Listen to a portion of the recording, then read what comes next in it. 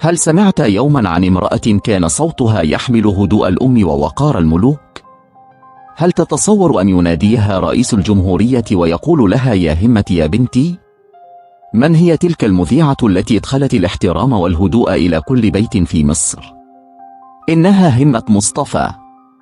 ولدت في عام 1926 في بيت مصري يقدر العلم والأدب ويؤمن بالقيم. منذ صغرها أحبت الكتاب والصوت والكلمة. كانت تجلس أمام الراديو وتتخيل نفسها تقدم البرامج وتحدث الناس. وعندما كبرت وأتممت الدراسة الثانوية، التحقت بجامعة القاهرة ودرست في كلية الآداب قسم التاريخ. وكان التاريخ لها مرآة ترى فيها مجد مصر وأصالتها.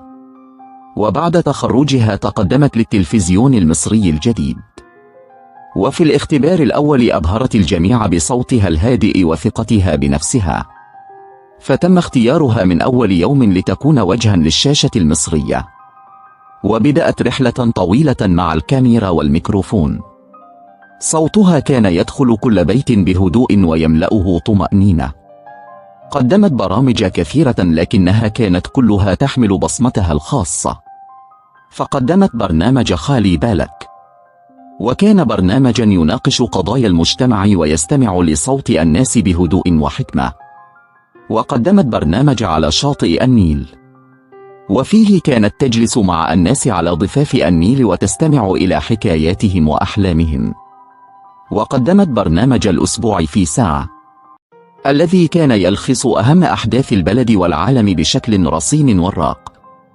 وقدمت برنامج الشموع الثمانية، وفيه كانت تقدم قصصا إنسانية تلمس القلب وتذكر الناس بالخير والعطاء. ولكن أهم ما في مسيرتها كان لقاءاتها مع الرئيس محمد أنور السادات. كان يحب أن يحاورها لأنها كانت تسأل بأدب وتسمع بإصغاء.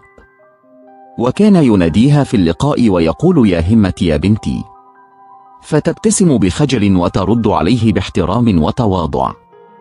وفي أحد لقاءاتهما في قريته ميتي أبو الكوم، قال لها عيد ميلادي فرصة للعودة إلى الماضي. وبدأ الحوار بحنان ودفء كأنهما أب وابنته. كانت تسأله عن الحروب والطفولة والحلم والإيمان بمصر، فيجيبها بصدق ومحبة. وفي نهاية اللقاء قال لها يا همة أنت بنتي الكبيرة. فقالت له يا سيدي الرئيس أنا بنت مصر قبل أن أكون بنت أحد. كلماتها تدل على فخر وعزة وانتماء لا يضاه. ومع مرور السنين صعدت في المناصب حتى أصبحت رئيسة التلفزيون المصري. وبكل منصب تولته كانت تزيد احتراما وقيمة ورقيا. وفي نهاية رحلتها رحلت همة مصطفى في عام 1999، لكن صوتها ما زال يسمع في كل بيت مصري.